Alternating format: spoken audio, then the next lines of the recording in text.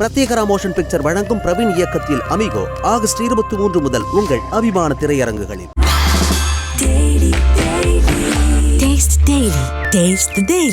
ரொம்ப நன்றிண்ணே.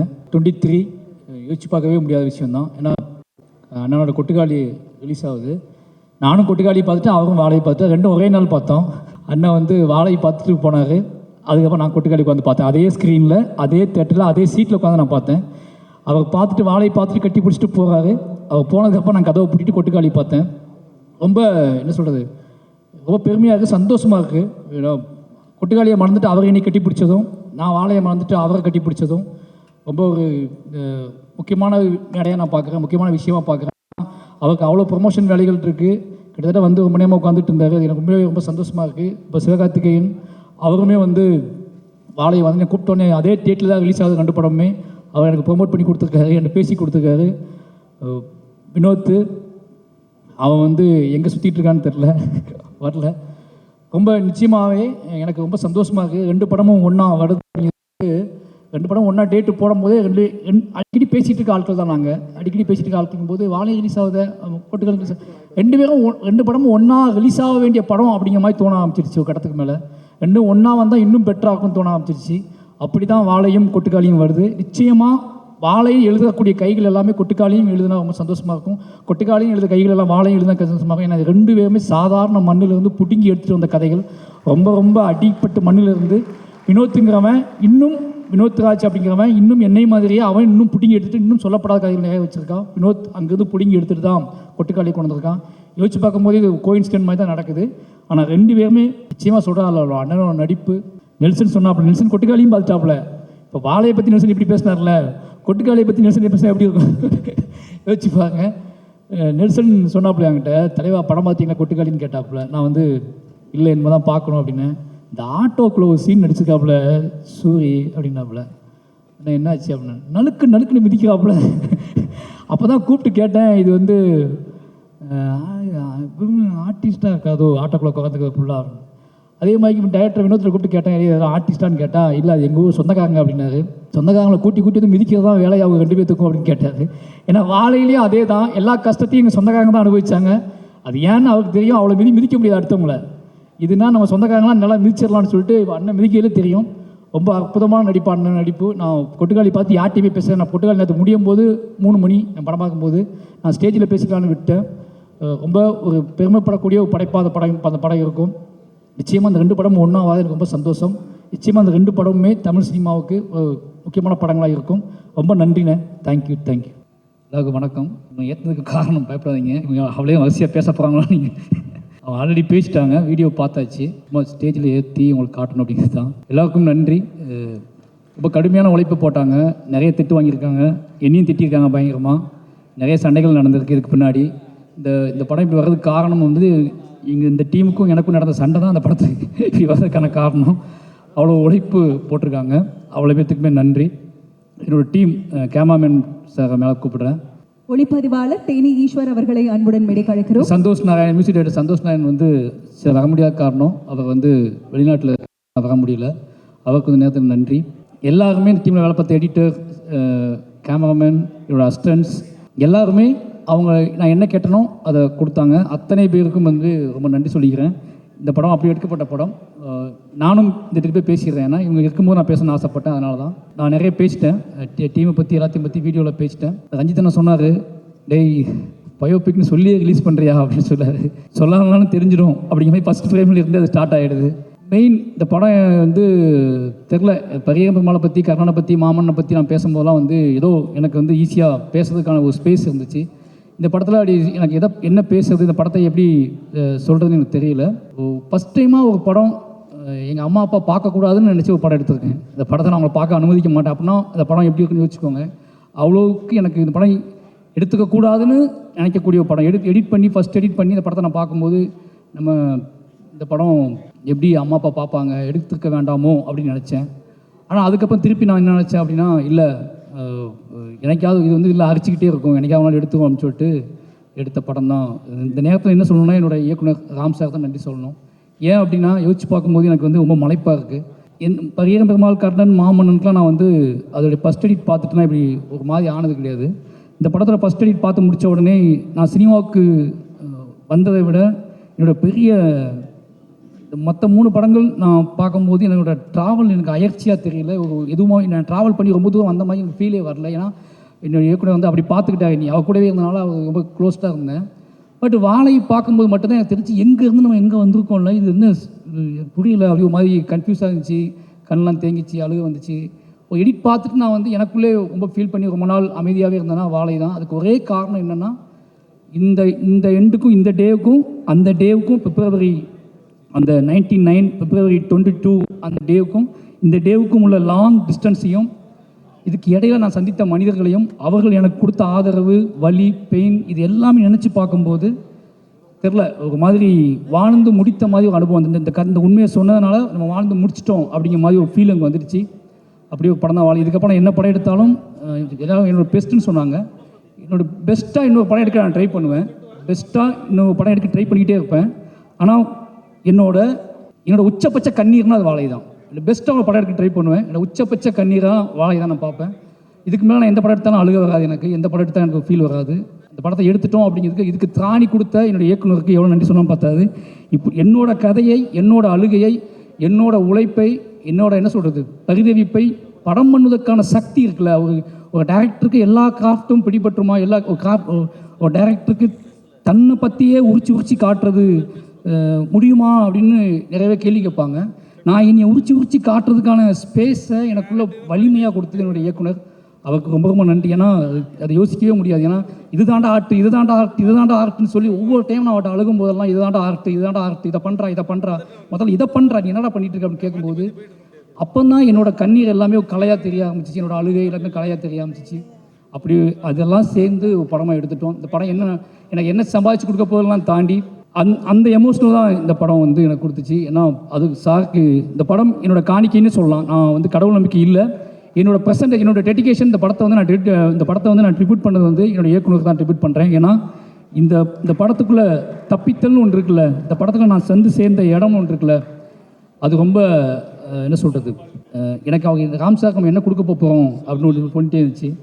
ஏதாவது ஒன்று கொடுக்கணும் அப்படின்னா இந்த படம் தான் அவருக்கு. இது அந்த படம் வந்து என்ன இது வெற்றி படமாக தோல்வி படமானு தாண்டி நான் முழுக்க இது ராம்சார் கொடுக்கறதாகவே எடுக்கப்பட்ட படம். இதுதான் சார் அவர் என்னை உருவாக்குனதுக்கான காரணமும் நான் உருவானதுக்கான காரணமும் இந்த படம் மட்டும்தான். அந்த நிலையில் இது ரொம்ப சந்தோஷமாக நான் உணர்றேன்.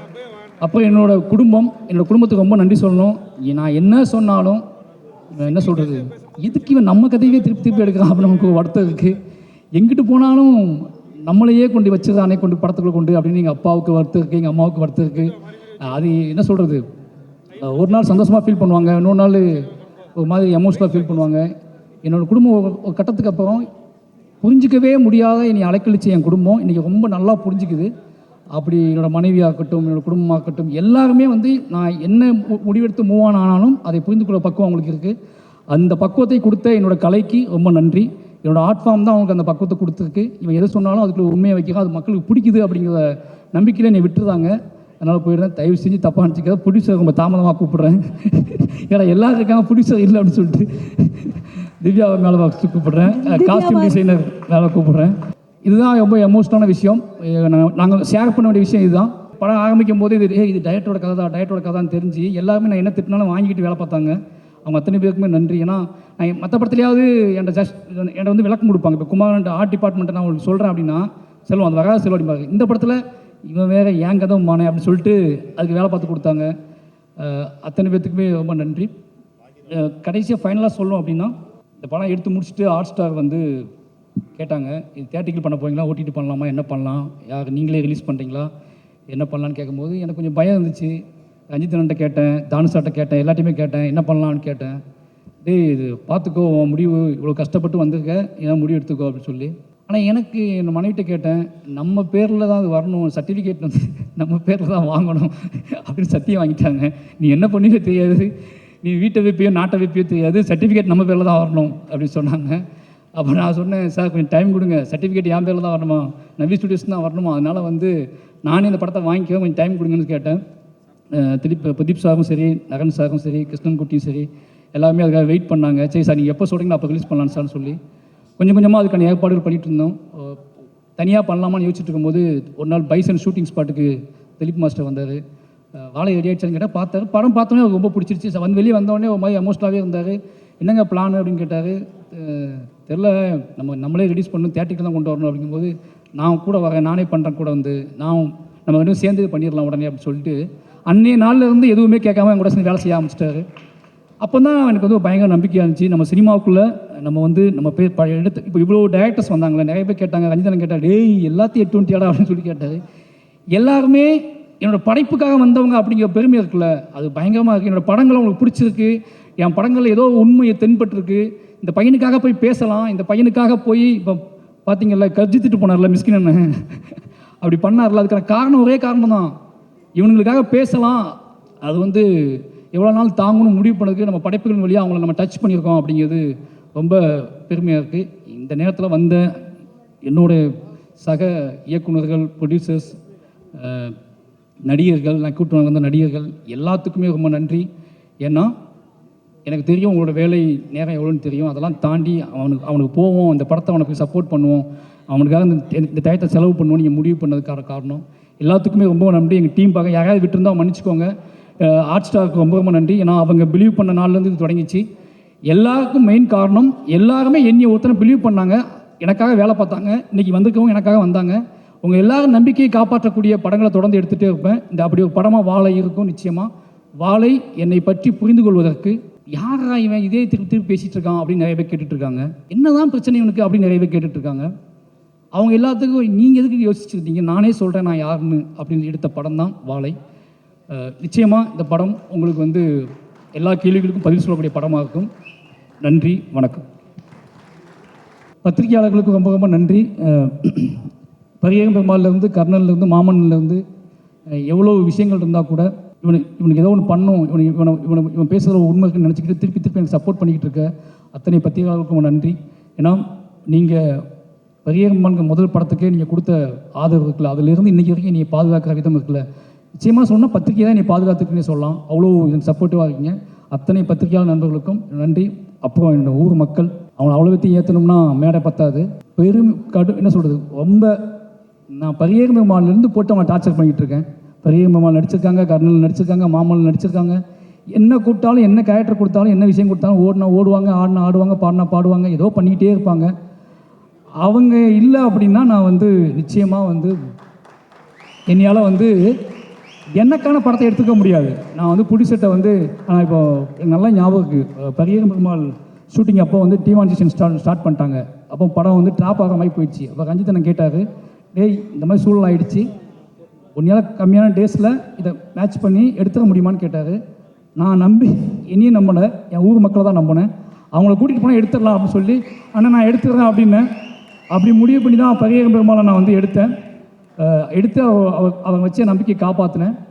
அப்படி ஒரு அன்னைக்கே ஃபஸ்ட்டு படத்தில் சினிமாவை முதல் ஆக்ஷன் சொல்லதுக்கு முன்னாடியே எனக்கு பெரிய நம்பிக்கையாக இருந்த என்னோட ஊர் மக்களுக்கு, புளியங்குளம் கிராம மக்களுக்கும், சுற்றி இருக்கிற என்னோட வட்டார மக்களுக்கும், ஒட்டுமொத்த என் மண்ணின் மக்களுக்கும் இந்த நேரத்தை நன்றி சொல்லிக்கிறேன். அவங்களை எல்லாம் அவங்க வாழ்வை பிரதிபலிக்கக்கூடிய இந்த படமாக, அவங்களை பெருமைப்படுத்தக்கூடிய படமாக இந்த படம் இருக்கும். நிச்சயமாக இந்த உலகம் இந்த படத்தை கொண்டாடும் நம்புகிறேன். நன்றி.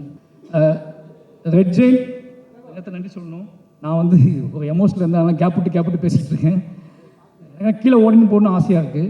கீழே போய் அடுத்து ரஞ்சித்தன் என்ன பேசுவார், மை குட் ஃப்ரெண்ட் நெல்சன் என்ன பேசுவார், அண்ணன் சூரியன் என்ன பேசுவார் அப்படின்னு பார்க்க ஆசையாக இருக்குது. வெற்றி சார், ரெட் ஜெயின் அவங்க ஏன் இந்த படத்தை வாங்கினாங்க அப்படின்னா, இந்த படத்தை நான் ரிலீஸ் பண்ணி தரேன்னு சொன்னாங்கன்னா, மாமன்னன் ஷூட்டிங் போயிட்டு இருக்கும்போதே நான் வாழைமை படத்துக்கு ஷூட்டிங் போகிறேன்னு சொல்லிட்டேன். அப்போவே அந்த வாழை படத்துக்கு அவங்களுக்கு நெருக்கம் ஸ்டார்ட் ஆகிடுச்சு. ஏன்னா அவங்க கண்ணு முன்னாடியே ஷூட் பண்ண வாழையை அவங்களையும் உட்கார வச்சுக்கிட்டு, உதயசார் திருநெல்வேலியை கூப்பிட்டு உட்கார வச்சுக்கிட்டே வாழையை ஷூட் பண்ணேன். அவர் பார்த்துக்கிட்டே இருந்தார். எடுத்து முடிச்சோடனே, சார் இந்த படத்தை ரிலீஸ் பண்ணி கொடுத்துருவீங்களா அப்படின்னு கேட்டேன். அன்றைக்கி கேட்டது, ஃபஸ்ட் நாள் ஷூட்டிங்கில் கேட்டது. அதை கரெக்டாக அன்றைக்கே நான் பண்ணி கொடுத்துற மாதிரி சொன்னார் சார்னு சொன்னார். அவருக்கு ரொம்ப நன்றி ரெட்ஜெண்டுக்கு. ஏன்னா இப்போ நான் எப்படி இருக்குன்னா, நான் என்ன பண்ணாலும் போய் இந்த மாமன் கொடுத்த வெற்றி அப்படிங்கிறது, நான் எப்போ வேணாலும் போய் ரெட்ஜெண்டுக்கு போய் இந்த இது பண்ணுறேன், இதை வாங்கிக்கோங்க அப்படின்னு சொல்கிறக்கூடிய இடத்துக்கு ஒரு நம்பிக்கைக்கு என்னை கொண்டு வந்திருக்காங்க. எப்போவுமே எனக்கு ஆதரவு கொடுத்துட்டு ரெட்ஜெண்டுக்கும், மூர்த்தி சார், ராஜா, மொத்த டீமுக்குமே ரொம்ப ரொம்ப நன்றி. பிரத்யேகரா மோஷன் பிக்சர் வழங்கும் பிரவீன் இயக்கத்தில் அமிகோ ஆகஸ்ட் 23 முதல் உங்கள் அபிமான திரையரங்குகளில். Taste the Daily.